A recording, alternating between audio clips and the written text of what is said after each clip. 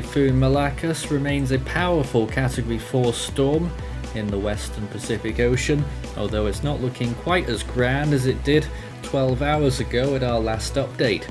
It's at 20.2 north, 138 degrees east. Right now at 8 AM Japan Standard Time, there it is, with a pressure of 939 millibars moving northeast at 10 miles per hour. The storm is expected to impact the small Ogasawara Island chain in the next couple of days, but apart from that is not a threat to land. But it has a massive wind field there with a 300 nautical mile northeastern quadrant, which is certainly adding to its potential. Right now it's 574 kilometers from South Iwo 611 from Iwo 877 from Ogasawara, 1471 from Kagoshima, and 1728 from Tokyo. The storm is expected to continue on this motion towards the northeast pretty much until it turns post-tropical when it approaches the Kamchatka Peninsula, and then move over the Aleutian Islands and then towards the coast of Alaska. However, of course, it will be long post-tropical before it gets there. This is the expectation in terms of its track and its wind field over the next few days. Moving through Thursday, you can see it crossing over those islands with strong typhoon force winds, no doubt, and by the time we reach the weekend it's swiveling off towards those islands, nearing the Kuril Islands and then the Aleutian Islands. And by Monday it's well off our map, but it will eventually be somewhere off the coast of North America.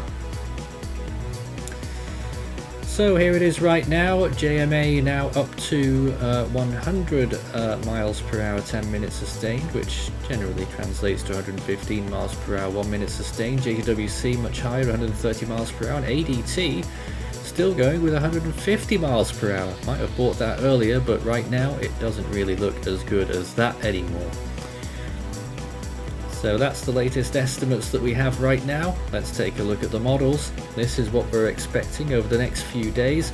Maybe just a tiny chance of re-strengthening before it reaches the Ogasawara Islands, and then off it goes and really gets sucked up into the extratropical zones, and what's left of it will establish a second big wind field, in fact bigger than the one it currently has now when it gets towards the eastern Pacific. But of course it will be a massive extratropical system. There it goes with hurricane force winds off towards the northeast well after it passes through the islands. Now looking at rainfall expectations, obviously most of that will remain out at sea. For the islands, maybe we might expect somewhere around 200 millimeters of rainfall as a maximum, although maybe some isolated locations and hilly locations may get a little bit higher. These are small islands though, so I doubt rainfall amounts will be particularly large. After that, it isn't really affecting any other area, so we'll just let this graphic play through and you can see how that progresses. This is over a 7-day period.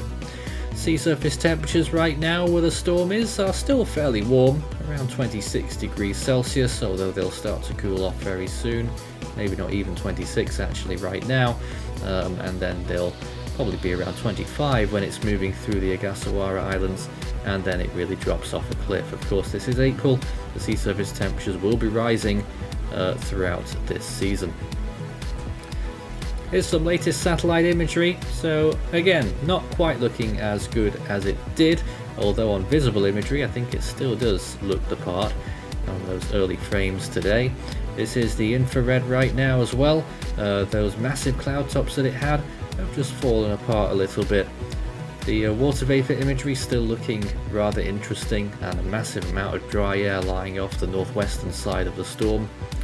And finally the air mass imagery with the storm's progression over the last 12 hours. Still a strong Category 4 as it trolls through the western Pacific.